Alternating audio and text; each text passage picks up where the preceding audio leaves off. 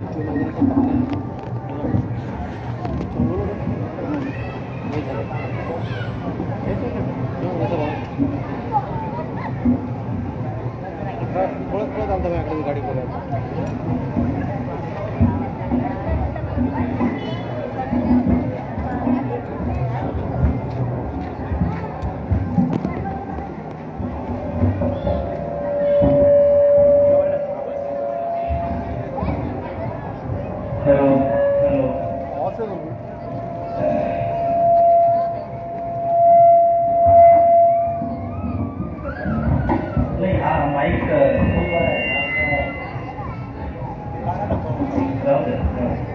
Hello.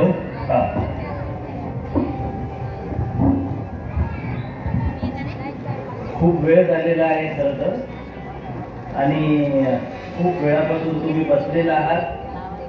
बऱ्याच वक्त्यांनी खरं तर भाषणं ही कंटाळवाणी असतात. जास्त मुलं आहेत तिथे आणि या मुलांच्या समोर बोलायचं आहे. खरं तर मुलांसाठीच बोलायला पाहिजे, परंतु आज दिवस आनंदाचा गाण्याला झालेली आहे. महिलांनी अतिशय सुंदर असं नृत्य सादर केलं आणि मग या आनंद उत्सवामध्ये गाणी आणि डान्स झाला पाहिजे असा आग्रह असताना या संविधान चौक, जय भीम स्तंभ महिला मंडळ आणि फुले शाहू आंबेडकर विचार मंचाने तुमच्यासाठी हे असं वरिष्ठांचे भाषण आयोजित केले. खरं तर हा कंटाळवाणा विषय आहे, तरी बोलावं लागेल. वक्त्यांनी मला बदलापूरवरून बोलावलं आणि मी सगळे कार्यक्रम कॅन्सल केलेले होते, कारण माझं थोडंसं PhDचं काम सुरू आहे आणि तिथे कॉन्सन्ट्रेट होत नव्हतं, म्हणून मग मी बरेच कार्यक्रम कॅन्सल केले. मी फार औपचारिकतेत जात नाही, परंतु मला ह्या कार्यक्रमाची सुरुवात करत असताना फार महत्वाची गोष्ट सांगावीशी वाटते की कोणते आकाश हे तू आम्हा नेले कुठे, कोणते आकाश हे तू आम्हा नेले कुठे, तू दिलेले पंख हे पिंजरे गेले कुठे, घे भराऱ्या पाखरांच्या, घे तुलाही वंदना भीमराया, आज तुला या लेकरांची वंदना. मित्रांनो, बाबासाहेब आंबेडकरांनी आपल्याला जी पंख दिले आणि त्या पंखांनी आपण भराऱ्या घेऊ लागलो, परंतु ही पंख काही सहज साधी अशी झालेली नाहीये. जे पंख आपण म्हणतो की आम्हाला पंख फुटले, हे पंख सहज आलेले पंख नाहीयेत. तुम्हाला वाटेल या मंचावर उभं राहून मी या ठिकाणी भाषण करेल आणि भाषण केल्यावर तुम्ही टाळ्या वाजवाल. काय भाषण करायचं या देशामध्ये, ज्या देशामध्ये एका बाजूला संविधान जाळलं जातंय आणि आम्ही त्याच संविधान जाळत असणाऱ्या देशामध्ये ज्यानं संविधान निर्माण केलं त्याच्या जयंत्या साजऱ्या करतोय. काय जयंत्या साजऱ्या कराव्यात आणि भाषणं द्याव्यात आम्ही, ज्या देशामध्ये भर संविधानामध्ये, ज्या संविधान सभेमध्ये या संविधानाला डॉक्टर बाबासाहेब आंबेडकरांनी या देशाला सुपूर्द केलं, त्या देशामध्ये बाबासाहेब आंबेडकरांचा अपमान अमित शहा करतो. काय भाषणं द्यावीत आम्ही या स्टेजवर? ज्या देशामध्ये भर दिवसा 9 वर्षाच्या अनुसूचित जातीच्या इंद्रजित नावाच्या मुलाला राजस्थानमध्ये पाणी प्यायला सार्वजनिक ठिकाणी म्हणून शिक्षकानं मारून टाकलं. आम्ही भाषणं द्यायचे संविधानावर.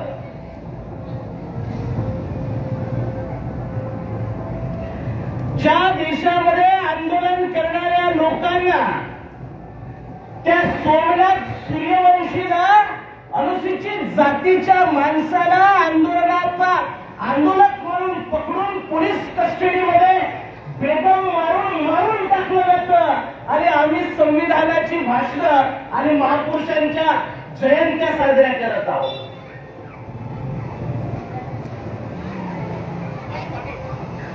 साधी गोष्ट नाही.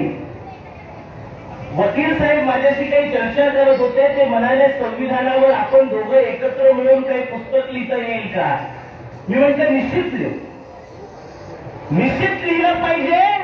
वकील साहेब याच्यावर लिहिलं पाहिजे. नॅशनल क्राईम ब्युरोचा रिपोर्ट आहे मागच्या वर्षीचा. त्या नॅशनल क्राईम ब्युरो रिपोर्ट मध्ये प्रत्येक 3 मिनिटाला या देशावर महिलेवर बलात्कार होतोय साहेब.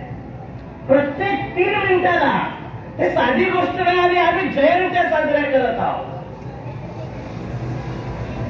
तुम्हाला आश्चर्य वाटेल, या देशामध्ये एक शिक्षिका, नांदेडची शिक्षिका वर्षाताई बनसोडे नावाची, ती शिक्षिका संस्थेच्या शाळेत शिक्षक म्हणून काम करत होती. त्या बाईला 1 मिनिट आवाज, तुम्ही जर आपापसात बोलत असाल तर मी इथेच थांबू, कारण मी भाषण करणारा वक्ता नाहीये, मी काम करणारा माणूस आहे. तुमच्यासाठी बोलायला आलोय मी. आणि तुम्ही म्हणत असाल की आम्हाला डान्स करायचा तर मी त्याच्यातही आनंदी आहे. नाचलं पाहिजे. मी याचा विरोधक नाही की नाचलं नाही पाहिजे, नाचलं पाहिजे, पण वाचलंही पाहिजे. नाचलं पाहिजे. काय झालंय, सकाळी 7 वाजता लोक घर सोडतात वकील साहेब, रात्री 9ला घरी येतात. 9ला घरी आल्यानंतर बायका पोरं, आणि बायका पोरं झाल्यानंतर 8 दिवसांनी फक्त रविवार येतो आमच्या वाटेला, आणि तो रविवारचा दिवस मटण डे म्हणून आम्ही साजरा करतो. आणि असेच आठवड्याच्या आठवडे, महिन्याच्या महिने आणि वर्षाच्या वर्ष निघून जातात. आणि आमच्या लोकांना पडगणे साहेब फक्त रविवारी, फक्त 14 एप्रिलला जाग येते. हे वास्तव आहे. फक्त 6 डिसेंबरला जाग येते. आणि त्या दिवशी आम्ही महापुरुषांचा उदो करतो. तुम्हाला मी एक गोष्ट सांगू इच्छितो. तुमचे दुश्मन बाबासाहेब आंबेडकरांच्या पुतळ्याला घाबरत नाही. तुमचे दुश्मन बाबासाहेब आंबेडकरांच्या पुस्तकाला घाबरतात. तुमचे दुश्मन बाबासाहेब आंबेडकरांच्या स्मारकाला घाबरत नाहीत. तुमचे दुश्मन बाबासाहेब आंबेडकरांच्या विचाराला घाबरतात. ही गोष्ट तुम्हाला कळत नाही. आम्हाला वाटतं की बाबासाहेब स्मारकात आहेत, आम्हाला वाटतं की बाबासाहेब आंबेडकर पुतळ्यात आहेत. अरे बाबासाहेब आंबेडकर त्यांच्या लिखाणात आहेत, लिखाणात. हे टाळ्या नका वाजवू, ऐका. टाळ्या नाही वाजवल्या तरी चालेल, थोडा वेळ ऐका शांततेने. बाबासाहेब आंबेडकर पुस्तकामध्ये आहेत, त्यांच्या लिखाणामध्ये आहेत. आणि म्हणून ते तुम्हाला पुतळे आणि स्मारकामध्ये मशगूल करू इच्छितात. ते पुस्तकं तुम्हाला देऊ इच्छित नाही. कारण की एक विचार लोकांना मारण्यासाठी तयार करतो, आणि विचार लोकांना मरण्यासाठी सुद्धा तयार करतो. आणि हा विचार बाबासाहेबांच्या लेखनामध्ये आहे. जो विचार तुम्हाला मारण्यासाठी तयार करतो, जो विचार तुम्हाला मरण्यासाठी तयार करतो, तो विचार बाबासाहेबांचा पुतळ्यात नाही मित्रांनो. तो विचार बाबासाहेबांच्या पुस्तकांमध्ये आहे. आणि आमची लोक आठवडाभर जर रात्री 9-9, 10-10 वाजता आली आणि फक्त 14 एप्रिल, 14 ऑक्टोबर आणि 6 डिसेंबर याच्या व्यतिरिक्त आम्हाला कधी महापुरुषांच्या विचाराची फारशी गरज पडत नाही. मग माझ्यासारखा कुणीतरी 2 शब्द सांगणारा आणि विघ्न घालणारा तुमच्या आनंदामध्ये आणावा लागतो. तुमच्या आनंदामध्ये विघ्न घालणारा आणावा लागतो. परंतु हे सांगावं लागेल. या देशामध्ये काय सुरू आहे? या देशामध्ये या महाराष्ट्राचा मुख्यमंत्री देवेंद्र फडणवीस औरंगजेबाच्या 300 वर्षाच्या कबरीवरून वाद निर्माण करतो. आणि या देशाला पुन्हा हिंदू आणि मुसलमान म्हणून नागपूरमध्ये दंगली होत आहेत. साधी गोष्ट नाहीये. नागपूरमध्ये दंगल घडविण्याचा प्रेरणा स्त्रोत देवेंद्र फडणवीस आहेत. नागपूरमध्ये दंगल घडविण्याचा प्रेरणा स्त्रोत नितेश राणे आणि नारायण राणे आहेत. हे ऑन रेकॉर्ड सांगतोय. माझ्या युट्यूब चॅनेलवर सुद्धा सांगितले आणि या मंचावर, हा मंच लहान आहे तरी सुद्धा या मंचावरून जाहीरपणे सांगतो की लोक, कारण हे बघा केवळ जय भीम जय भीम जय भीम करून चाललंय ना, पुढे जावं लागेल, पुढे वळावं लागेल. या अशा परिस्थितीमध्ये आम्हाला जयंत्या साजऱ्या करायच्या आहेत. एका बाजूला संविधान संपत चाललेलं आहे, एका बाजूला आमच्या मुलांच्या नोकऱ्या संपत चाललेल्या आहेत, शिक्षणाचं खासगीकरण करून शिक्षण समाप्त होण्याच्या दिशेवर आहे. आणि कोणत्या जयंत्या आणि कोणत्या जयंत्या आम्ही साजऱ्या करायच्या, हा मोठा प्रश्न या देशामध्ये निर्माण झालेला आहे. साथियो, तुम्हाला आश्चर्य वाटेल की राम मंदिर बांधण्याच्या वेळेला वकील साहेब तिथल्या स्थानिक लोकांच्या घरावर बुलडोजर लावले होते.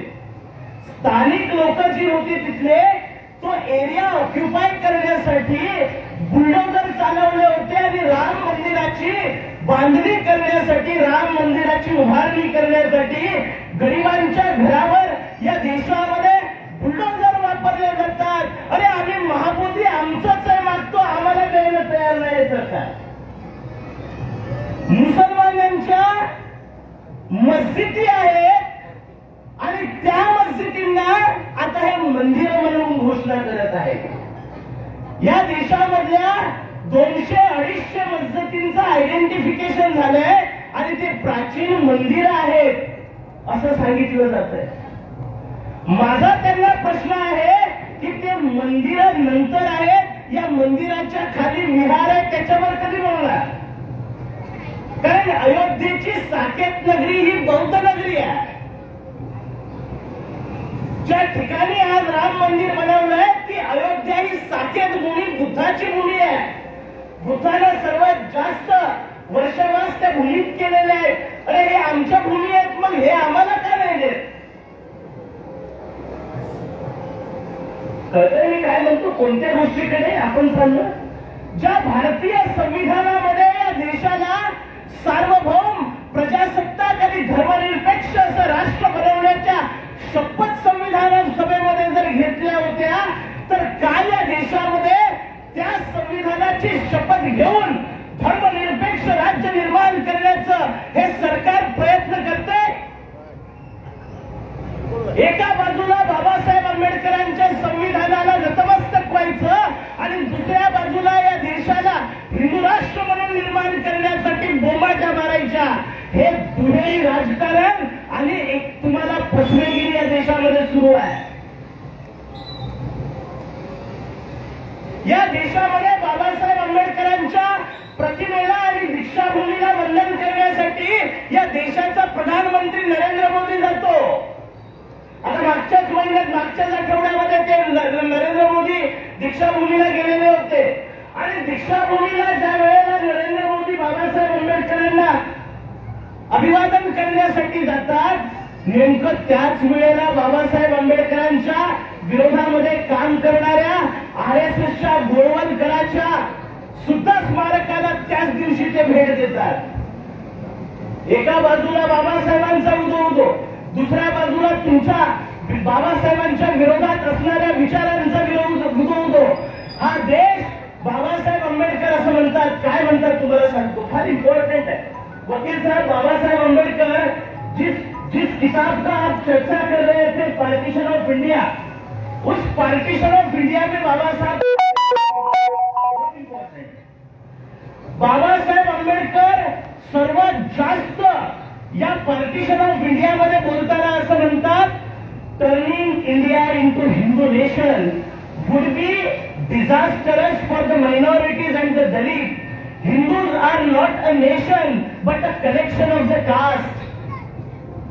बाबासाहेब आंबेडकर म्हणतात जर हे हिंदू राष्ट्र झालं तर सर्वात मोठं सत्यानाश या देशाचा आहे असं बाबासाहेब म्हणतात. मी एका बाजूला बाबासाहेब आंबेडकरांच्या संविधानाच्या प्रतवर हात ठेवून संविधानाची शपथ घेणारे प्रधानमंत्री पदाची शपथ घेणारे दावेदार आणि सर्व लोक एका बाजूला संविधानाची शपथ घेतात आणि दुसऱ्या बाजूला बाबासाहेबांच्या आणि संविधानाच्या विरोधात असणारं हिंदू राष्ट्र निर्माण करण्याचं काम करतात. आणि आम्ही जयंत्या साजऱ्या साथियो. याच पुस्तकामध्ये बाबासाहेबांनी फार इम्पॉर्टंट गोष्ट लिहिली.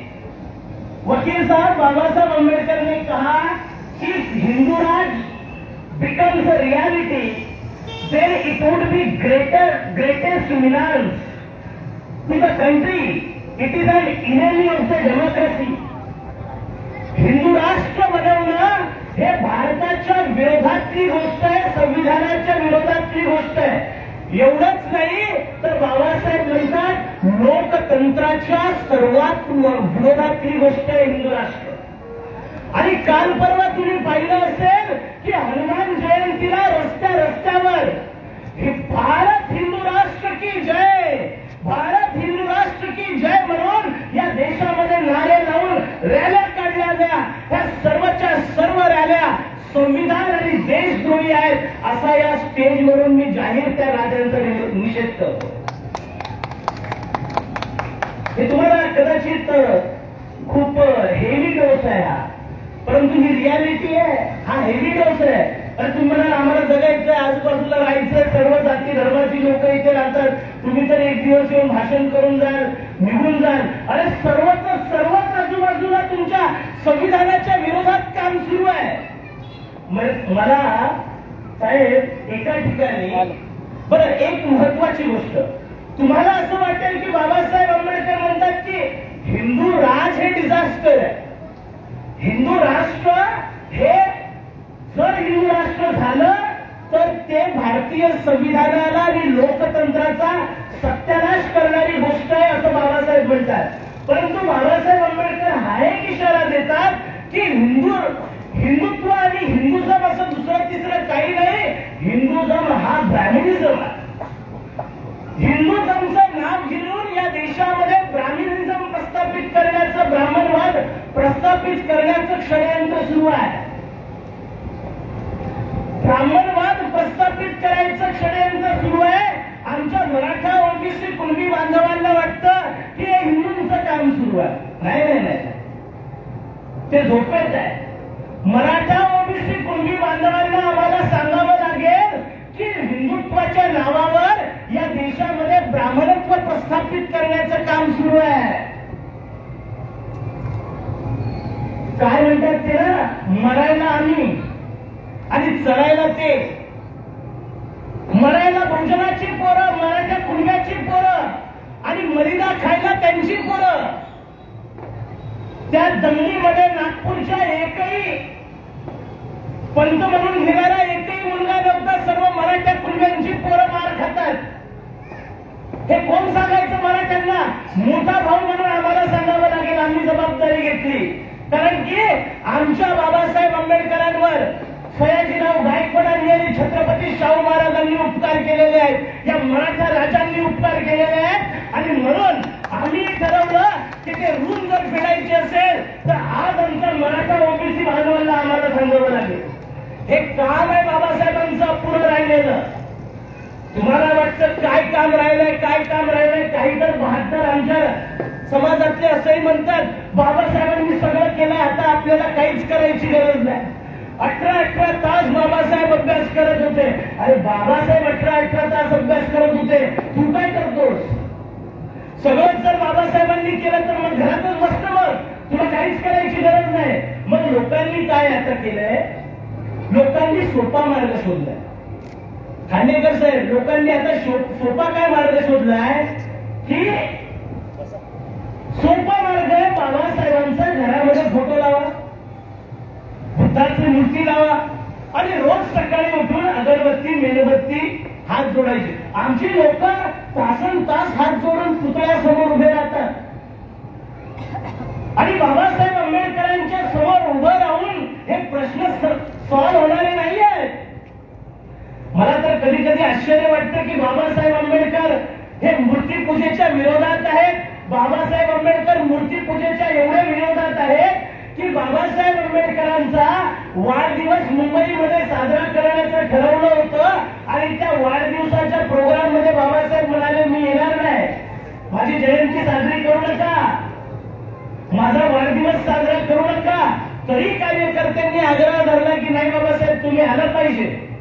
मग बाबासाहेब लोकांच्या आग्रहास्तव त्या कार्यक्रमाला मुंबईला जातात आणि त्या कार्यक्रमाची संधी बघून त्या लोकांचे आजही जसे तुमचे कार्य खोलण्याचा प्रयत्न करतोय तसंच बाबासाहेबांनी प्रयत्न केला आणि त्या कार्यक्रमामध्ये बाबासाहेब म्हणाले, काय म्हणाले तुम्ही कान उघडे करून ऐका. बाबासाहेब म्हणाले माझी जयंती, माझी वाढदिवस, माझ्या पुण्यतिथ्या साजरा करण्यात वेळ घालवू नका. जर तुम्ही मी जो महान झालो असं तुम्हाला वाटतं की मी महान झालो, मी जो महान झालेलो आहे तो असाच महान झालो नाही, तर मी रात्रंदिवस परिश्रम, अथक असे परिश्रम करून महान झालोय. तुम्ही सुद्धा महान होऊ शकता. तुम्हाला सुद्धा असे परिश्रम तुम्ही जर केले तुम्ही सुद्धा महान होऊ शकता. पण माझी तुम्हाला विनंती आहे की जयंत्या साजऱ्या करून मला देवपणाला पोहोचू नका.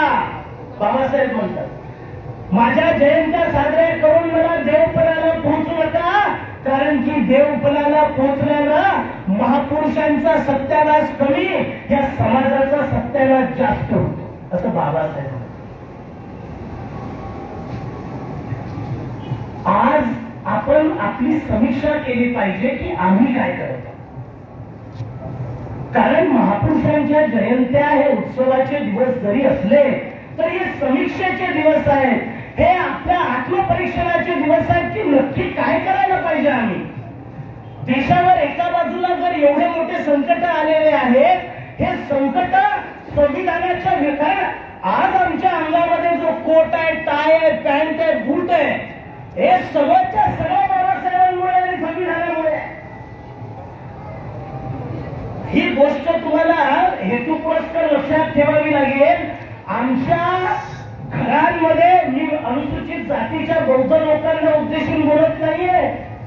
तुम्हाला आश्चर्य वाटेल की या देशामध्ये तो संतोष सूर्यवंशीने त्याचा मर्डर केला, त्या मराठा समाजाच्या पोराला मारून टाकलं. यांनी त्यांचाच कार्यकर्ता होता, बीजेपीचाच कार्यकर्ता मारून टाकला. मराठा समाजाचा त्याची जात नाहीये, अजून त्याचा निर्णय लागत नाही, त्याचे मारेकरी पकडल्या जात नाही. म्हणून मी सांगतोय आज अत्याचार शेड्यूल कास्टच्या बौद्ध आणि महारांवर होत नाहीये.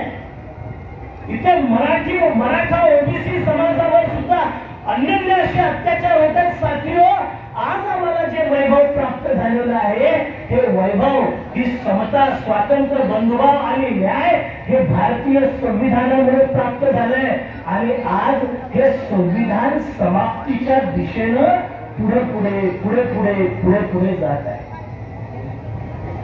तुम्हाला खूप नवल वाटेल काही गोष्टीचं, वेळ कमी आहे, मी खूप तपशीलवार जात नाही, परंतु काही गोष्टी सांगणं गरजेचं आहे. म्हणून मी सांगतो की हे जर आम्ही सांगितलं नाही समाजाला आणि आम्ही म्हटलं की आम्ही विभागवार राहणाऱ्या सर्व जाती धर्माचे लोक राहतो, बोलणारा बोलून जाईल, नंतर आम्हाला सांभाळायचं आहे, आणि आम्ही असं समजून जर समाजामध्ये जागृती निर्माण केली नाही, प्रबोधन निर्माण केलं नाही, तर समाजामध्ये दुश्मन आणि मित्राची ओळख होणार नाही मित्रांनो. आणि म्हणून खऱ्या अर्थानं शत्रू आणि मित्राची ओळख करून देण्यासाठी खऱ्या अर्थानं आपल्याला बोलावं लागेल. बाबासाहेब आंबेडकरांनी अॅनिहिलेशन ऑफ कास्ट या पुस्तकामध्ये एक गोष्ट सांगितलेली आहे. पहिल्याच पानावर ते पुस्तक डेडिकेट जिथं केलं, त्या डेडिकेट केल्यानंतर दुसऱ्या पानावर एक महत्वाचं वाक्य लिहिलंय आणि बाबासाहेब असं म्हणतात की जे लोक सत्याला सत्य हे समाजापुढे निर्भीडपणे सांगत नाहीत ते लोक बिघडत आहेत. ते लोक काय म्हणून त्याला बुद्धिहीन लोक आहेत. सत्य निर्भीडपणे लोकांना सांगत नाही ते बुद्धिहीन लोक आहेत असं वाक्य बाबासाहेबांनी लिहिलं. आणि बाबासाहेब आंबेडकर पुढे असं म्हणतात, काळजीपूर्वक ऐका काय म्हणतात, you must take a stand, you must take a stand that Buddha to, बुद्धाने जो स्टँड घेतला होता तो आज तुम्हाला घ्यावा लागेल. पुढे बाबासाहेब काय म्हणतात, यू मस्ट हॅव करेज. तुम्हाला ती शक्ती निर्माण करावी लागेल टू टेल द हिंदूज. वर्तमानामध्ये आमचे जे बांधव हिंदू आहेत हे बांधव त्यांना समजून सांगावं लागेल की what is wrong with them. त्यांच्या बरोबर काय रॉंग आहे, काय चुकीचं चालू आहे. पुढे बाबासाहेब म्हणतात आपल्याला त्यांना सांगावं लागेल दॅट इज द रिलिजन. तो धर्म कवटाळून तुम्ही बसला आहात, तो कवटाळून बसलेला धर्म हिंदू धर्म नाही, तो ब्राह्मण धर्म आहे. आणि इथल्या तमाम SC ST OBC मराठा कुटुंबियांचा खरा धर्म हा बौद्ध धर्म आहे असं बाबासाहेब आंबेडकर सांगतात. काय म्हणते बाबासाहेब त्यांना, इथल्या SC ST OBCचा खरा धर्म कोणता आहे तर बौद्ध धर्म आहे. साताऱ्याला 1949 ला बाबासाहेबांनी भाषण केलेलं आहे आणि त्या भाषणामध्ये बाबासाहेब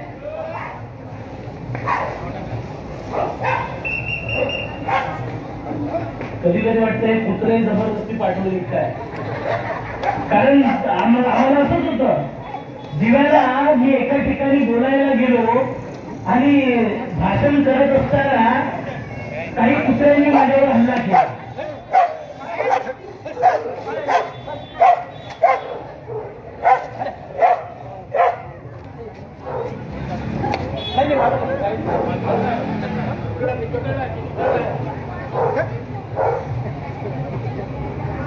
कारण का असं म्हटलं मी, कारण हे जे बोलतो आहे मी हे बोलणं साधन आहे. हे तुम्हाला वाटत असेल की हे प्रबोधन आहे आणि जयंतीच्या कार्यक्रमामध्ये वक्ता आला म्हणजे औपचारिकरित्या बोलायचं आहे असं नाहीये. हे बोलणं मी सांगितलं की विचार माणसांना मारण्यासाठी तयार करतो आणि विचारच माणसाला मरण्यासाठी तयार करतो. काही कुत्रे भाड्याने सुद्धा पाठवले जातात, तुम्हाला माहित नसेल. काही कुत्रे भाड्याने सुद्धा पाठवले जातात. दिव्यामध्ये एका ठिकाणी मी बोलत होतो, असेच भाड्याने पाठवलेले कुत्रे माझ्यावर हमला करायला आले होते आणि तिथे आम्हाला मारही खावा लागला. तर बोलावं लागेल ना पुढे, somebody has to take a risk. If nobody is taking the risk, then this कारवा won't be, go forward. हा पुढे जाणारा कारवा नाही, कोणीतरी रिस्क घ्यावी लागेल. आणि म्हणून ही रिस्क घेण्यासाठी बाबासाहेब म्हणाले की you must take a stand. हा स्टँड घ्यावा लागेल तुम्हाला आणि तुमच्या बांधवांना सांगावं लागेल की तुम्ही हे जे कवटाळून बसला आहात हा ब्राह्मणवाद तुम्हाला सोडून द्यावा लागेल. कारण की हा ब्राह्मणवाद तुमच्या येणाऱ्या पिढ्यांना बर्बाद करत आहे असं बाबासाहेबांनी त्यांच्या अॅन्युलेशन ऑफ कास्ट मध्ये लिहिलंय. कारण कुणीच डेअरिंग करत नाही. मग आम्ही ठरवलं आपण करायची. आता आजही मरायचं, उद्याही मरायचं. ही डेअरिंग कुणाला तरी करावं लागेल. आता काय झालंय की आम्ही सर्वच लोक काय झालंय, सगळं व्यवस्थित चाललंय. नोकरी आहे, सरकारी नोकरी आहेत, अधिकारी आहेत, पगार आहे, पगार झाल्यानंतर रिटायर झाल्यानंतर आता पेन्शन आहे, घरामध्ये 3 AC आहेत, सगळं व्यवस्थित आहे. आणि मग सगळंच जर व्यवस्थित आहे तर मग कशाला रिस्क घ्यायची, चाललंय ना व्यवस्थित. अरे बाबासाहेब आंबेडकर म्हणतात की सुखवस्तू लोक समाजाचा कारवा पुढे नेऊ शकत नाही. बाबासाहेब सुखवस्तू सुखोपभोगी लोक, सुखाचा केवळ उपभोग घेणारे लोक हा माझं आंदोलन पुढे नेऊ शकत नाही. तर आंदोलन कोण नेऊ शकतं तर बाबासाहेब म्हणाले या तळागाळातला जो समस्याग्रस्त माणूस आहे तोच हे माझं काम करू शकतो. आणि म्हणून मग बाबासाहेबांनी आग्र्याला सांगितलं की मुझे पढे लिखे लोगों ने धोका दिया. त्याला मी घाबरतो ना, रिस्क घ्यायला घाबरतो. कशाला याच्यात पडायचं. आता कुठं चांगले चांगले दिवस आले, एसीच्या खाली बसायचे, ते पण गमवायचे का. मलाही पगार आहे, मलाही व्यवस्थित आहे. मी पोस्ट ग्रॅज्युएट आहे, MBA केलंय, BTech आहे, PhD करत आहे बाबासाहेबांवर, सगळं व्यवस्थित आहे. पण रिस्क घेऊन हे समाजात पुढे मांडावं लागेल. साथियो मी खूप वेळ घेत नाही कारण मला माहित आहे की तुम्हाला जयंतीनंतर आता परत मिरवणूक निघणार आहे आणि त्या मिरवणुकीमध्ये एनर्जी राहिली पाहिजे तुमची. आणि ती राहण्यासाठी मी 2-3 मुद्दे फक्त सांगतो आणि मग थांबतो. एक महत्वाचा मुद्दा या ठिकाणी साहेबांनी त्या पत्रकामध्ये लिहिला आणि म्हटले की या विषयावर बोललं पाहिजे की माझ्या नावाचा जय जयकार करण्यापेक्षा माझं अपुरं राहिलं कार्य पूर्ण करण्यासाठी प्राणाची बाजी लावा, असं बाबासाहेब आंबेडकर म्हणाले. सत्यो, आम्ही लोकांनी केवळ बाबासाहेब आंबेडकरांचा केवळ जय जयकार करण्या आणि जय जयकारही केवढा. पूर्वी फक्त लोक जय भीम म्हणायचे, पूर्वी लोक काय म्हणायचे, जय भीम म्हणायचे. आता तर ते जय जय जय जय जय भीम. किती वेळा जय भीम? एकदा नाही. पहिले जय भीम म्हणायचे तर ठीक होतं, आता जय जय जय जय जय भीम. अरे एकदा म्हटलं तरी जय भीम होतं, जय जय करून पण जय भीम होत. पण बाबासाहेब आंबेडकर म्हणतात केवळ जय जयकार केल्याने जय होत नसतो. काय म्हणतात बाबासाहेब ऐका.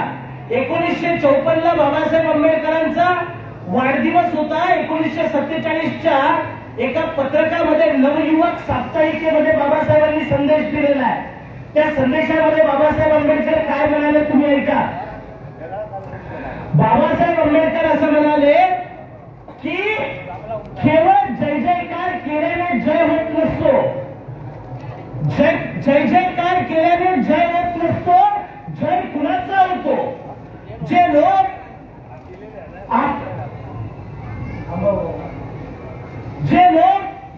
आपलं तारुण्य, आपली जवानी आपल्या समाज बांधवांना अन्याय अत्याचाराच्या गर्तेतून बाहेर काढण्यासाठी जिंदगी आणि तारुण्य कुर्बान करतात, ते लोक महान आहेत बाबासाहेब म्हणतात. जे लोक कोणत्याही वाऱ्याची, वादळाची, कोणत्याही संकटाची पर्वा न करता आपल्या बांधवांच्या उत्थानासाठी, त्यांच्या अन्यायाच्या गर्तेतून बाहेर काढण्यासाठी जे तरुण आपलं तारुण्य कुर्बान करतात, त्याचा जय जयकार होत असतो. आणि ती लोक धन्य आहेत बाबासाहेब म्हणतात. जय जयकार कोणाचाही होत नाही किंवा कोणीही जय जयकार करायचा नसतो. बाबासाहेब आंबेडकरांचं हे जे वाक्य आहे साथियो, हे एवढं महत्वाचं आहे की बाबासाहेब आंबेडकरांनी हे सगळं करत असताना एक महत्वाची गोष्ट तुम्हाला सांगतो मी, की बाबासाहेब या सगळ्या मूर्तीपूजेच्या अत्यंत विरोधात आहे. व्यक्तिपूजा ही देशाला समाप्त करण्याच्या दिशेने नेईल असं बाबासाहेब सांगतात. मी एक किस्सा सांगतो बाबासाहेबांचा तुम्हाला समजावं म्हणून. 14 ऑक्टोबर 1956 ला धर्मांतर बाबासाहेब नागपूरला करणार होते आणि त्याची तयारी सुरू होती. आणि त्या तयारीच्या कार्यक्रमामध्ये अनेक कार्यकर्ते त्या ग्राउंडवर काम करत होते आणि बाबासाहेब आंबेडकर सुद्धा ते कार्यक्रमाची तयारी पाहण्यासाठी नागपूरला जातात. आणि सकाळी सकाळी कोवळं ऊन पडलेलं असतं आणि बाबासाहेब आंबेडकर त्या लॉन मध्ये अशी खुर्ची टाकून बसलेले असतात. बाबासाहेब आंबेडकर बसलेले असतात आणि निवांत असे पेपर वाचत बसलेले असतात. आता तर पेपर डोळ्याला दिसत नाही, तरुण मुलं तर पेपरच वाचत नाही. तर बाबासाहेब असं पेपर घेऊन उभे असतात आणि ते पुस्तक पेपर वाचत असताना एवढं मग्न असतात की बाबासाहेब शांत पेपर वाचत बसलेले आहेत. ही बातमी नागपूरमध्ये एवढ्या वेगानं पसरते की नागपूरचे अनेक लोक बाबासाहेबांचं दर्शन घेण्यासाठी दीक्षाभूमीकडे येतात.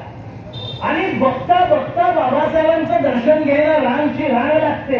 आणि बाबासाहेब पेपर वाचण्यात मग्न आहेत. एक एक जण येतो आणि बाबासाहेबांच्या पायाला असा स्पर्श करण्यासाठी पुढे जातो आणि स्पर्श करून पुढे जातो. पण एक खबरदारी घेतात की बाबासाहेबांच्या पायाला हात नाही लागला पाहिजे, कारण की पायाला हात लागला तर डिस्टर्ब होतील. आणि म्हणून मग बाबासाहेबांचं लांबूनच दर्शन घेतात. बाबासाहेब एवढी रांग वाढते की त्यांना थोडस अनकम्फर्टेबल होतं आणि मग एकाचा हात जो आहे बाबासाहेबांच्या पायाला लागतो. जसाही बाबासाहेबांच्या पायाला हात लागतो, बाबासाहेब तो पेपर जो हातातला आहे तो खाली करतात तर पाहता एवढी मोठी रांग. बाबासाहेबांच्या बाजूला एक काठी ठेवलेली असते, ती काठी बाबासाहेब उचलतात आणि त्या लोकांना मारायला लागतात. त्या ज्या पेपर बाबासाहेबांच्या हातात होतात त्याचा गत्रे माडबोलकर नावाचा संपादक बाबासाहेबांच्या बाजूला उभा असतो. आणि तो गत्रे माडबोलकर बाबासाहेब आंबेडकरांना विचारतो, अरे बाबा साहब आप क्या कर रहे हो? ये लोग आपको भगवान मानते हैं, ईश्वर मानते हैं, ईश्वर की भांति आपकी पूजा करते हैं और आप है जो इनको पीट रहे हो, मार रहे हो। बाबासाहेब काय म्हणाले माहिती आहे? बाबासाहेब म्हणाले, यही तो मैं नहीं चाहता माधवन करके ये लोग मुझे भगवान माने, ये लोग मुझे ईश्वर माने, ये मैं नहीं चाहता। यदि ये ऐसा करते हैं तो इनका सत्यानाश होगा। बाबासाहेबांनी ही आठवण नानकच्या मृत्यू बाबासाहेब आंबेडकर के साथ अंतिम वर्ष या पुस्तकामध्ये लिहिलेली आहे। ही जी गोष्ट आहे, हा जो कारवा आहे, त्याच्यात खूप काही आहे। ह्या महापुरुषांच्या जयंत्यांच्या संदर्भामध्ये खूप बोलता येईल, सिक्वेन्सने सांगता येईल, 2-2 तास कमी पडतील। पण मी एकच गोष्ट तुम्हाला सांगतो, हो, बाबासाहेब आंबेडकरांनी आणि या सर्व महापुरुषांनी आपली संपूर्ण जिंदगी कुर्बान केलेली आहे। हे सोन्याचे दिवस, सोनियाचे नाही, सोन्याचे दिवस म्हणतो मी, नाहीतर तुम्हाला और रेफरन्स में आप लोग सोन्याचे दिवसच्या महापुरुषांनी आपल्याला आणले, ते असेच आले नाही, त्यांनी आपलं संसार कुर्बान करून टाकले, संसार तुमच्यावर ओवाळून टाकले या देशावर, आणि म्हणून आपल्याला हे दिवस आलेले आहेत।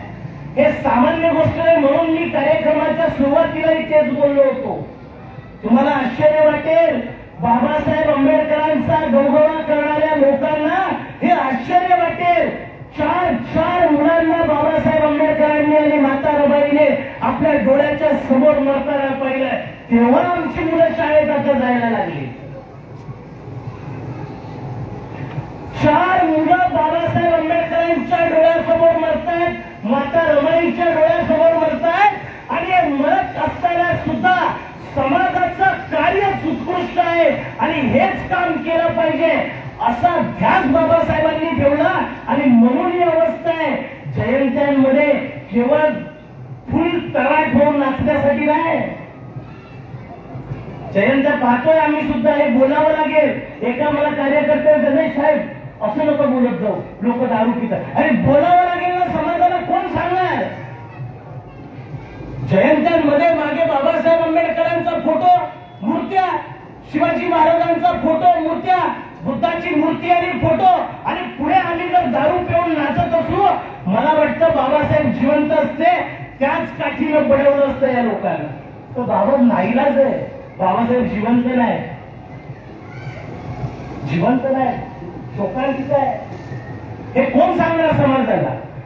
4 मुलं खपवली। मी शेवटची एक गोष्ट सांगतो आणि थांबतो, तुम्हाला आश्चर्य वाटेल। हे काम करत असताना साथीओ, बाबासाहेब आंबेडकर अमेरिकेला होते, आणि अमेरिकेला असताना बाबासाहेब आंबेडकरांचा 1921 ला रमेश नावाचा मुलगा मृत्युमुखी पडलेला है। रमेश नाम का लड़का बाबासाहेब आंबेडकर का मर गया था। रमाई जो उनकी वाइफ थी, उनके पास पैसा नहीं था उसको हॉस्पिटल में लेके जाने के लिए, इलाज करने के लिए। बाबा साहब किधर है? यूएस में है, अमेरिका में है, आणि रमाबाई आंबेडकर त्या घरामध्ये रमेश नावाचा अगोदर 2 पोरं मेलेली आहेत। हे 3रं पोरगं मरते रमेश, आणि हा पोरगा मेल्यानंतर रमाबाई आंबेडकर उस लड़के को लेकर दफना कर घर पे आते हैं। घर पे आने के बाद में 2 दिन बाद बाबा साहब को लेटर लिखती है रमाई। उस लेटर में रमाई क्या लिखती है, मैं सारांश में बताता हूँ, बहुत ज्यादा मेरे को मालूम है कि आज खुशी का दिन है, चला क्या बता रहा है, बट ये बहुत बताना जरूरी है। त्या लेटर मध्ये रमाईने बाबासाहेब आंबेडकरांना लिहिलं की साहेब, रमेश गेला, तुम्हाला मुद्दाम कळवलं नाही। का कळवलं नाही? तर तुमच्या अभ्यासामध्ये व्यस्त असणाऱ्या मनाला ठेच पोचेल। तुम्ही अभ्यासामध्ये व्यस्त असताना तुम्हाला विघ्न येईल, आणि म्हणून रमेश मेला हे तुम्हाला कळवलं नाही। आहे कोणी जगात अशी माता की स्वतःचा मुलगा मरतोय आणि ती बातमी आपल्या नवऱ्याला देत नाही? आमच्या महिला म्हणतात आता देशामध्ये सगळे नेते बाबासाहेबच नाही, बाबासाहेबांसारखा नेताच होऊ शकत नाही। त्या बोलते बाबासाहेबांसारखा नेताच होऊ शकत नाही, अरे पहिले बाबासाहेबांसारखा नेता होण्या अगोदर या देशामध्ये या समाजामध्ये रमाई सारखी पहिले बाई व्हावी लागेल तर बाबासाहेबांसारखा नेता तयार होईल. नवरा 2 तास कुठं मिटिंगला गेला तर आमच्या बायका म्हणतात की तुझा मत काय अडलंय का, तूही जाऊ नको आणि मी जात नाही. रविवारचा दिवस घरात घालत जा. अरे जर बाबासाहेब आंबेडकरांनी हाच जर विचार केला असता, या ज्योतिराव फुलेंनी जर हाच विचार केला असता तर या देशाला हे सोन्याचे दिवस बघायला मिळाले असते, हे सोन्याचे दिवस बघायला मिळाले नसते. मी तुम्हाला खूप जास्त दुःखी करू इच्छित नाही. मी थांबतो कारण एकच गोष्ट सांगतो. या उल्हासनगर मध्ये पायलीचे जी विदर्भाचं आहे त्यामुळे पायलीचे 50 असं म्हणतो मी. या उल्हासनगर मध्ये पायलीचे 50 बुद्ध विहार आहेत आणि पायलीचे 50 संघटना आहेत. आणि नाव कुणाचं? बाबासाहेबांचं. नाव कुणाचं? बाबासाहेबांचं.